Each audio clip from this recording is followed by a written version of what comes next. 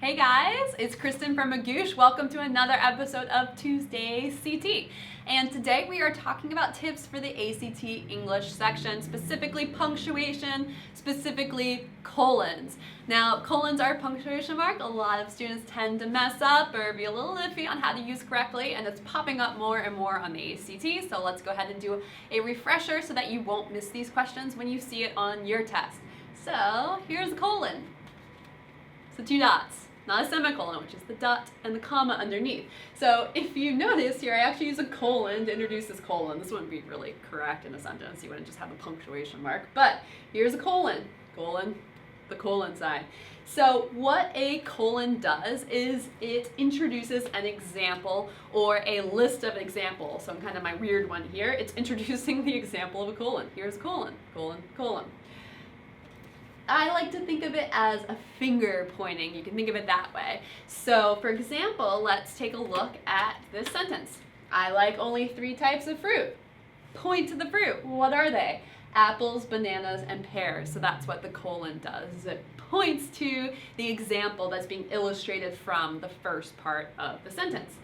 Or you could take a look at this example.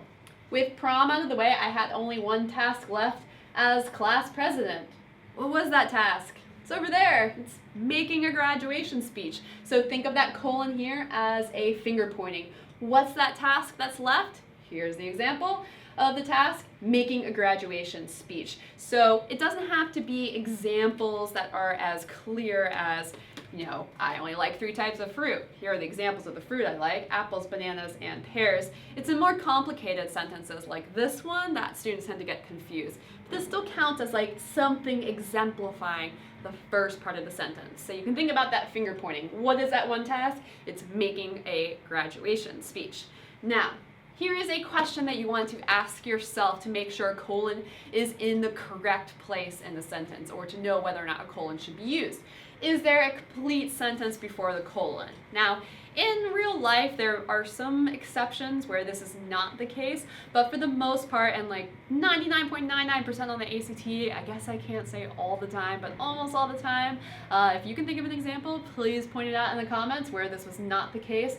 But 99.99% of the time, in order to be correct on the ACT, there needs to be a complete sentence before the colon.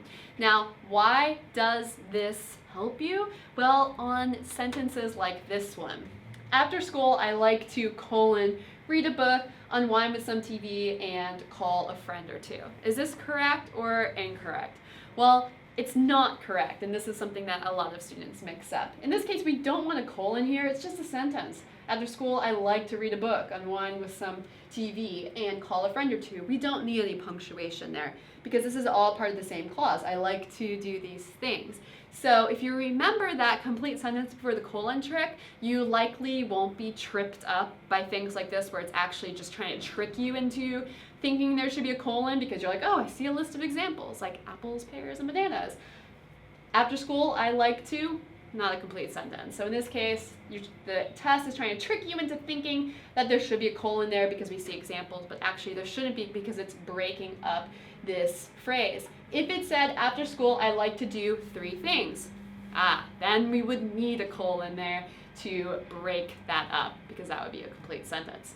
So I hope that helps you understand a few things about colon so that you can knock out some more correct answers on your ACT.